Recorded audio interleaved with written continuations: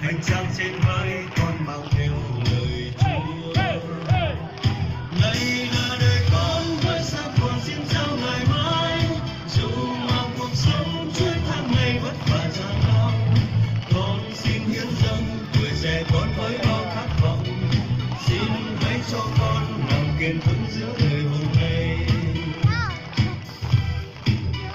Cuộc sống bao nhiêu những hiểm nguy thầm trên đường dài, ngài biết thăm con nhiều điều lối xa ngã nổi trôi. Xin hãy dẫn con đi qua muôn ngàn gian khó, hành trang trên vai con mang theo lời Chúa.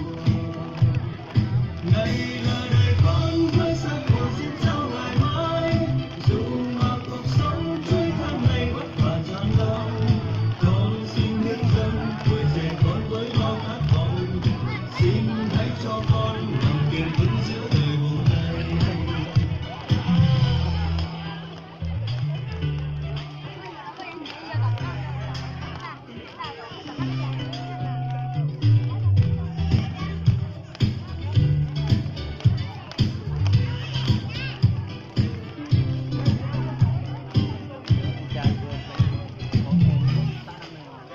Từng bước con qua in dấu chân yêu thương tuyệt vời, lại vác trên vai được theo Chúa có đáng ngại chi.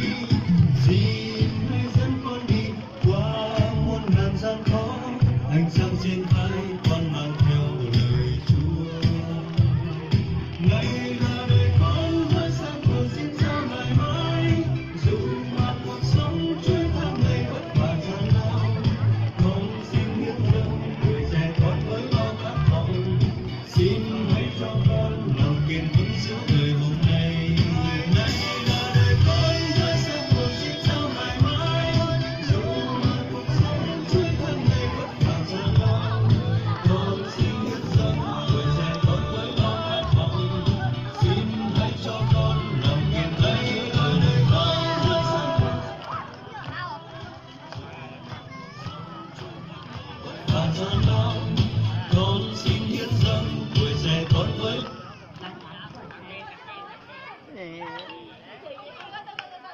Cô ơi, bà chú